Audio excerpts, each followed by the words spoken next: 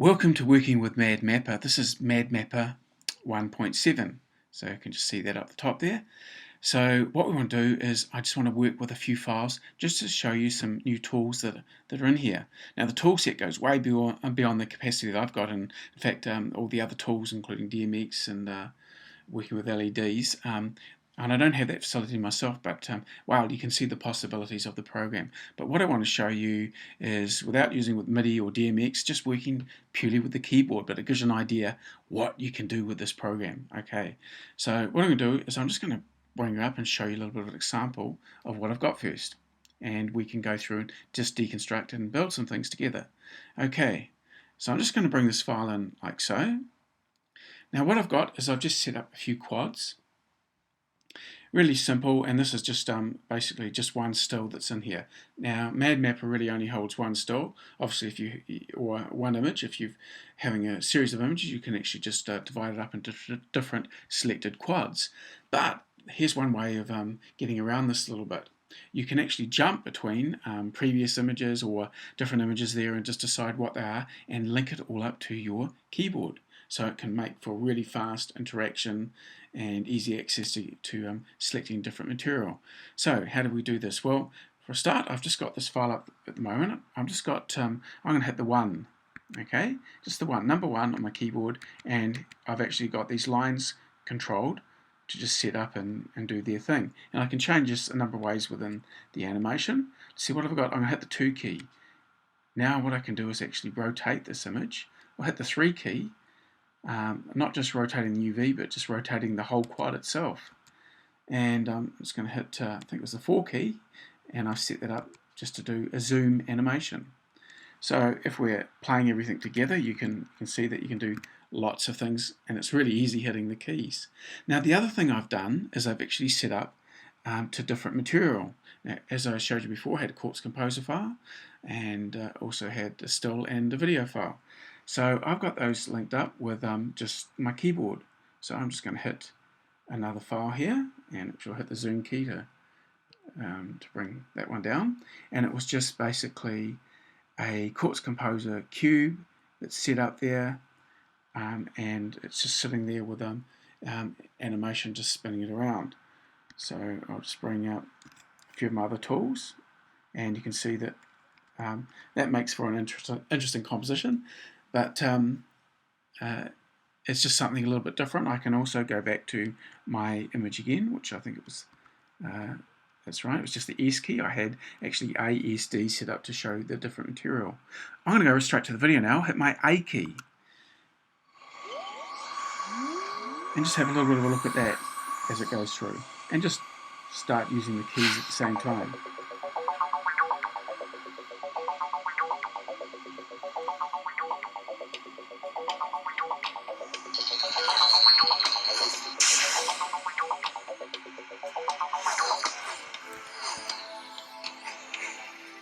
So I'm just going to go back just to the nice static image. I think it was just the S one there, and I'll just zoom that image out so it goes back to its normal view. So as you can see, especially when you add a little bit of motion in there, or a few other files, you can just jump between them, and it actually makes life a lot easier than it has been before. So let's just go and have a quick look, and we see how this is done. So I'm just going to bring up my Madmapper, which program just out of view here, and I'll just bring it in. Now, how did I do that? Well, just to begin with, what I wanted to start off with, because I'm on my quads, is you've now got a new feature where you can actually have things in groups. All you do is set up a group. So I've got a new group up here. I'll just call it new, just to make it easy. Hit the return key. Nothing's in there at the moment. And what I'm going to do is I'm going to add just another quad into that group. So just a surface here, and it's basically added in to that group. You can just grab it behind here and then take it out of the file.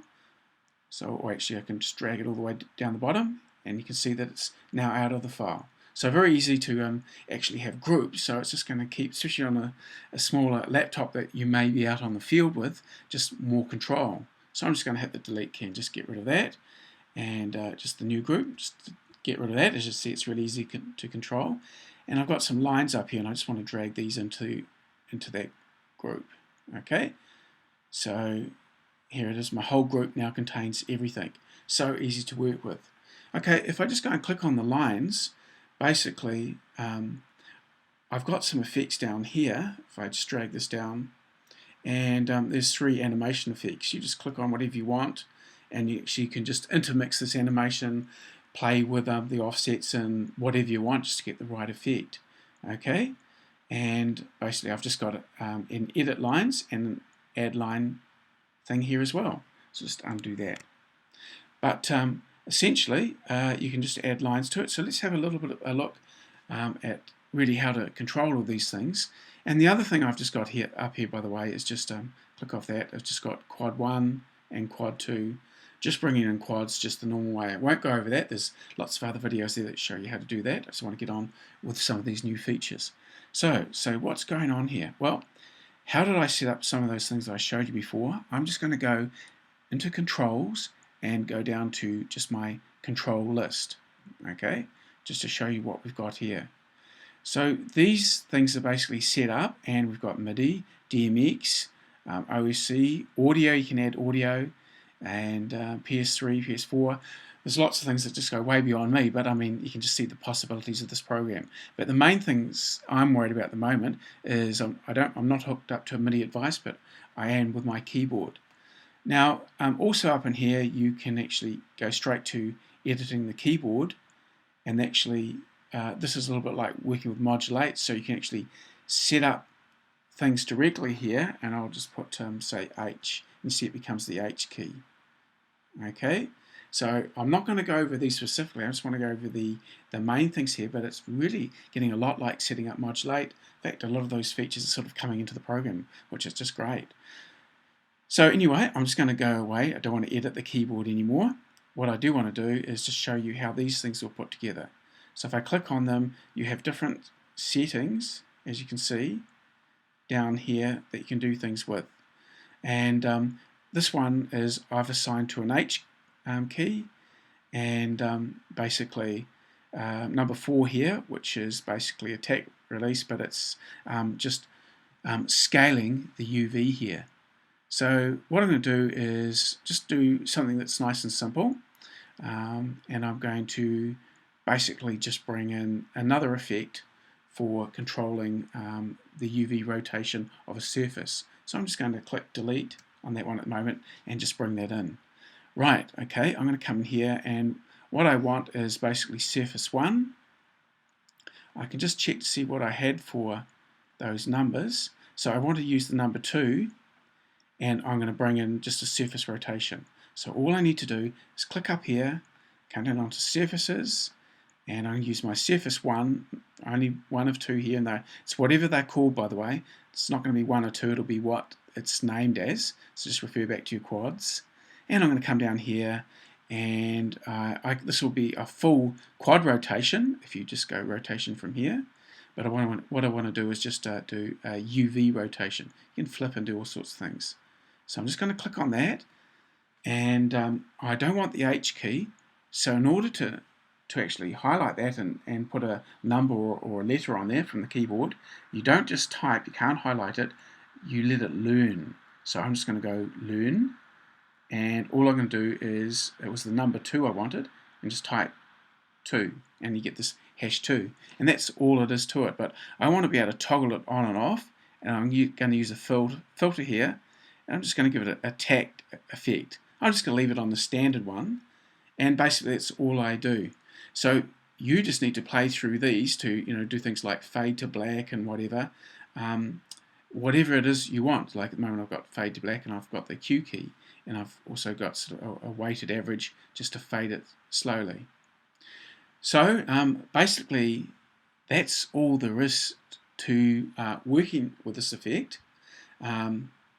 So I'm just going to go back and just have a little bit of a look at that just within the file here. So I'll just close this now and see what I've got. So it's number 2. I'll just click on the file here, and there we go. Well, back to our animation. And of course I can assign a whole range of different effects to the tools, but that's as simple as it is to basically put this together. So enjoy working with some of these new control features in Madmapper 1.7.